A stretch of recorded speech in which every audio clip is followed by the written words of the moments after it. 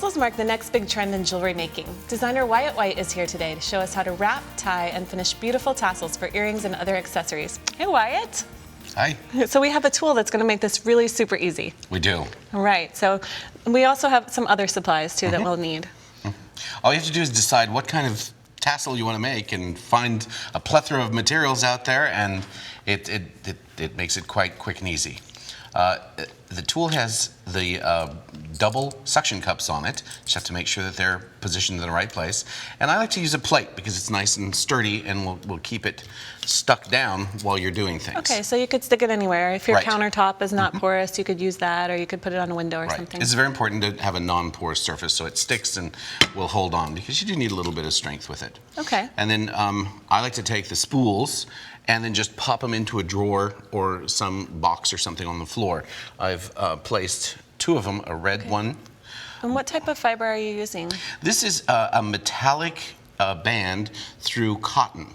Oh, okay. And so it's not good for stringing onto, but it's great for But you making could use tassels. it for decorating And it looks just so embellishing. jewelry-like, you know what I mean? It's so metallic and delicious and fun. So you could use a single strand, but I like using a double strand because then you get a little bit more vibrant color. Loosen the wing nut. Okay, and it looks like you set up your tool there so that the tassel is a particular length as well. Right.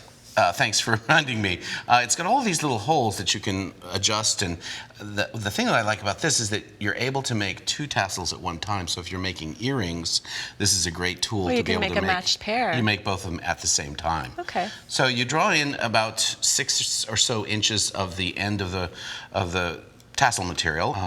Just pull this down and tighten. It does like to travel a little bit, so just get it nice and snug that down.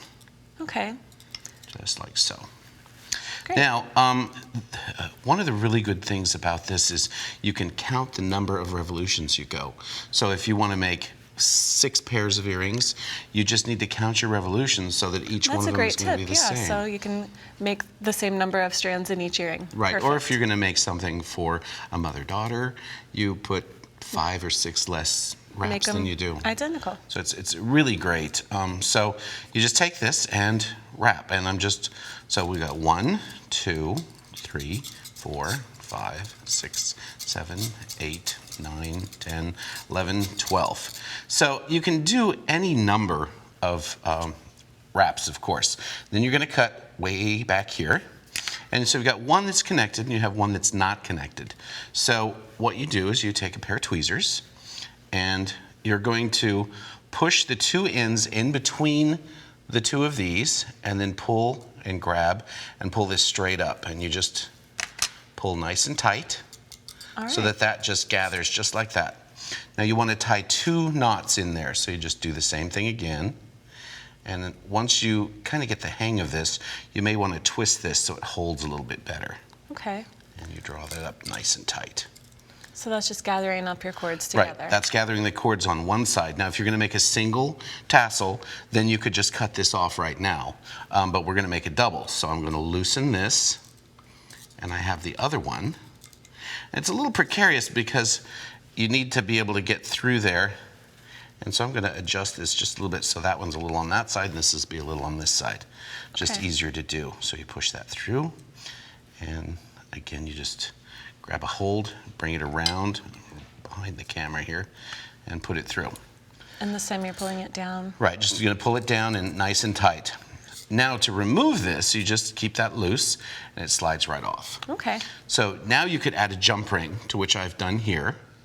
And once you add the jump ring, then you can either use these 2 tails or cut an additional piece off to then tie it. Okay. So I think we're gonna show a couple of different things. So with this one, I'm not gonna put anything on. So let me just kind of set this over here for now. And I'm gonna cut an extra piece of these doubles out here. And let's just use this right here. And you're gonna lay this under here. All right, so around the top portion of your Right, and just tie bundle. A nice little knot and kind of judge where you want this to look. So that's a little bit up, just about, and kind of make it centered. You don't really have to worry because we're going to pull this up into one of the cones. Okay. So tie a nice knot and then tie another knot. All right. And then I always suggest for you to use this glue.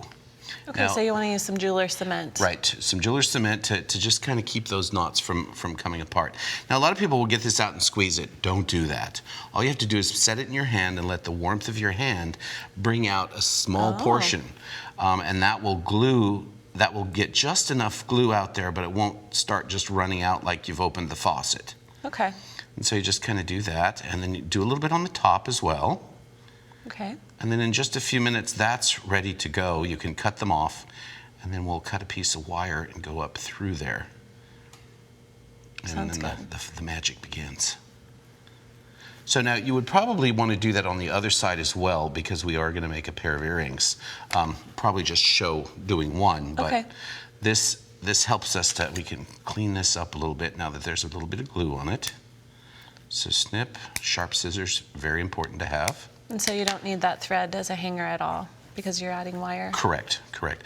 There's another thing you can do which is really pretty cool. You could take the ends and use a collapsible eye needle, string one of the pieces through there, and then go up into the center and pull the thread out the top. Oh, okay. So if you decided you wanted to tie the thread on in lieu of putting a jump ring on and then attaching it that way, you can do that. So there's just a bunch of different ways you can do this, and with the creativity out there, I'm sure there's going to be a lot of people doing it. So now we need to cut this right in half. So I'm going to take this pair of scissors and snip, and you always have to give it a little haircut afterwards. So get as close as you can the first time and then go back. Right, because see, and then when you bring this up, there's all those little hairy things that you've got to just snip, and try not to cut too much off. And you might have to do like your hairdresser does, one way then the other way. Right.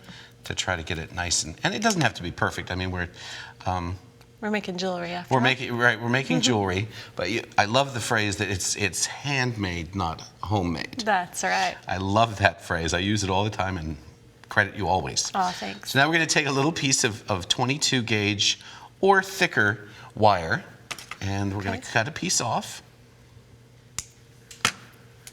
and we're going to make a little loop. And these loops don't have to be perfect because it's going to be hidden. So we're just going to slide that through the center, which hopefully we've left a good space for it, and then bend this up and over and sort of twist it. All right. So this is creating the topper. Right, this is creating the topper that's going to go up through this. So then you just slide that into the cone, and then the cone gets yanked up into the top. Okay. So just like that.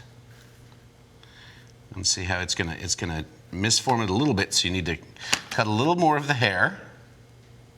Oh yeah. That looks good. So we've got sort of actually looks kind of Christmassy. It does a little bit, or it could be team spirit. All right, then you want to make your loop. Then this is how I do it. I bend this up and over, then loosen and create that loop. Okay. Now, everybody does it a little bit differently. They do. I always like to see the wire wrapping. Everybody does. So, and I always use bent chain nose because you can grab in here and the tips aren't in your way. And you're just going to wrap this loose tail down around here. And because I've chosen 22 gauge round wire, it's a little bit small. So once I get down to the surface of that, I can just wrap over itself a couple of times, and that'll keep that from going back through there. Oh, okay. So you just kind of created your own little cone there. Right. So there's a little extra cone. Then, of course, you're going to snip that off and make sure it's tucked down nicely. Okay. And now we're going to make an ear wire for this. All right. So I like to use the A pre-made form? The pre-made forms, and I'm pulling here. This is actually silver-filled wire. I really like to use silver-filled wire for ear wires. It's just better for the body, and it's CDA 220 What does that mean? That's the brass that's underneath. Oh, okay. So silver filled, a lot of people are confused about it. It's just 10% of the weight of the wire is silver on the outside. Okay, and so then inside there's brass. So it is safe for people to wear in their ears, Yeah, is what you're saying. it's safe for people to wear in their ears, and it's also nice and has a little bit of tension. It's what's considered half hard. Okay. So that'll keep the ear wire from misshaping. Okay. So you just take the form, and usually there's a hole in the area that you need to start. And I'm going to go around this center peg counterclockwise because I want the loop to be facing out. All right. So you just kind of grab this and try to hold it down to the bottom of the form, and I'm just kind of pulling the wire and wrapping the form around the wire, as it were, instead of trying to wrap the wire around the form. So you're really managing the acrylic base with your hand. That makes sense. So you just pull this up slightly there, and then you're going to snip this off right here. Okay. You don't want to form a hoop, but you do want it to be a nice little loop. And then snip this off.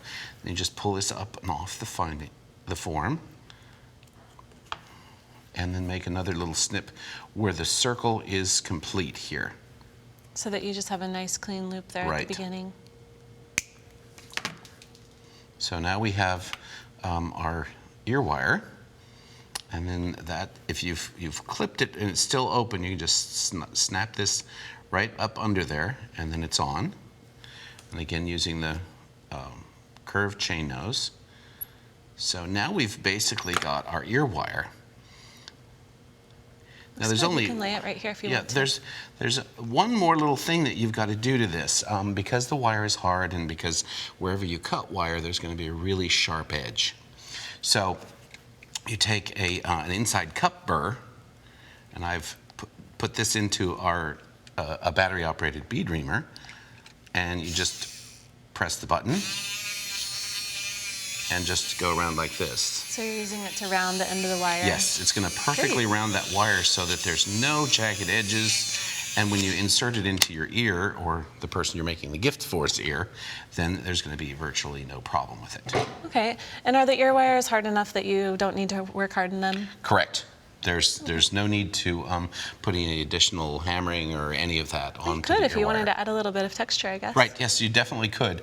You have to hammer pretty hard though, because it's that having that brass underneath really is a good thing for the ear wires. Okay. And it looks like there are some other ways that you can kind of finish out your tassels as well. Yes, there are. A really fun way is, of course, to add a jump ring to it. So this one I've already added the jump ring. Over here you would do pretty much the same thing. You just have to have your jump ring. Okay. Get it ready and open it up. You should always use pliers. Makes it easier. Yes, it does.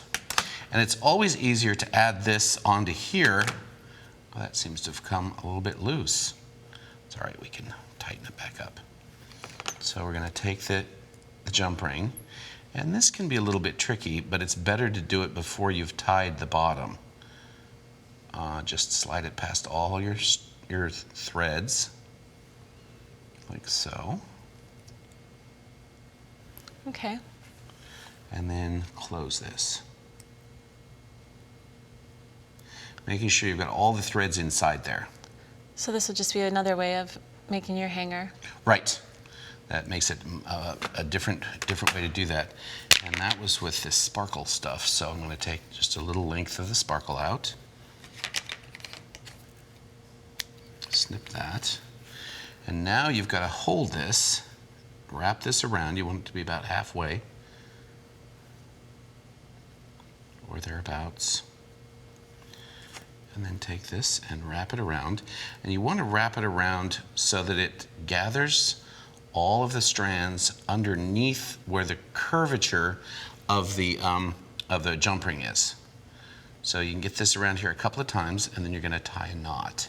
Okay, that sounds good. And then you would also snip it in half, right? And snip it in half and glue it, and then you're ready to go.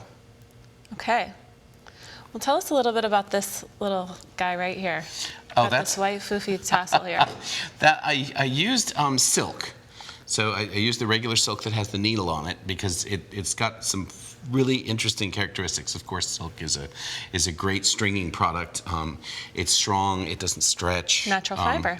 Exactly, natural fiber. So this is a size 10, and that's exactly what this one is. And what I do is I take the pair of tweezers, and you can unravel this. And it's just easier to start with a pair of tweezers, and you just kind of do this to make it unravel. Oh, wow, look at that. And then you just take I used a toothbrush on this one, and I just started combing it, and combing it, and combing it, and combing it, and it poofed out like this, and I just love it. I think it's really fun. You could really see it on a pair of earrings for a little girl, and then you could also trim this into a ball. Oh, and make a pom-pom. Right, you could make a pom-pom. There's just a bunch of things you can do. And once you start snipping this, there's just no end to what you can make out of it. You can even, depending on how creative you are with scissors, you could create like a little shape. Hey, that would be cool. It would. You could make a cube. There's just all kinds of things. So that's what you do with the silk, which is a really fun thing.